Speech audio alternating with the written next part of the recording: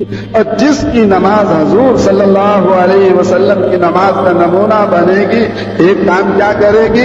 ان الصلاۃ تنہی عن الفحشاء والمنکر، اس کی نماز اس کو بے حیائی اور برائی کے کاموں سے روکے گی، یہ حلال پر چلے گا، اللہ کے فرائض پر چلے گا، اللہ کے دین پر چلنے والا بنے گا اور حرام سے بچنے والا بنے گا۔ اور دوسری چیز کیا ہوگی اس کے لیے؟ نماز کو حضور صلی اللہ علیہ وسلم کی نماز کا نمونہ بنانے پر استعینوا بالصبر والصلاۃ، اللہ تعالیٰ یہ نماز پڑھ کر جو کچھ اللہ تعالیٰ سے مانگے گا اللہ غیبی خزانوں سے اس کو وہ عطا فرمائیں گے۔ نماز کے بعد کی دعا پر حضرت عیسیٰ علیہ السلام نے نماز پڑھی اور اللہ سے دعا مانگی، اللہ نے آسمان سے کھانے کا دسترخوان اتار دیا۔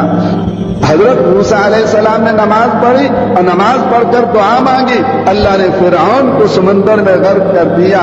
حضرت زکریا علیہ السلام نے نماز پڑھی اور نماز پڑھ کر اللہ سے دعا مانگی تو اللہ تعالیٰ نے بڑھاپے میں بیٹا یحییٰ عطا فرما دیا۔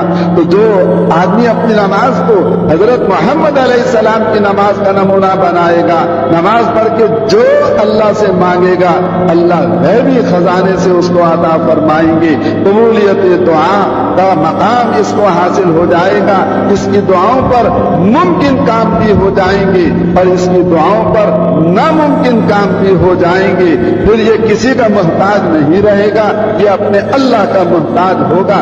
جہاں کوئی مسئلہ آیا 2 رکعت نماز پڑھی اور اللہ سے دعا مانگی اور غیب سے اپنا مسئلہ سے حل کروا لیا۔ تو میرے بھائیوں اور دوست اور بزرگوں، اللہ تعالیٰ چاہتے ہیں کہ ہر انسان اللہ کی عبادت کرے۔ عبادتوں میں بڑی عبادتیں 4 ہیں، ان میں سے سب سے بڑی عبادت نماز ہے۔ تو ہر مسلمان نماز بلکہ ہر انسان نماز پڑھے اور اپنی نماز کو حضور صلی اللہ علیہ وسلم کی نماز کا نمونہ بنائے۔ تو ایک کام یہ وہ ہے جس کے لیے اللہ نے انسان کو دنیا میں بھیجا ہے کہ اللہ کی نماز پڑھنے والا بنے اور حضور صلی اللہ علیہ وسلم کی نماز کا نمونہ بنائے۔ بھائی نماز کو حضور کی نماز کا نمونہ بنائیں گے نا بھائی؟ کون کون اپنی نماز پر محنت کرے گا؟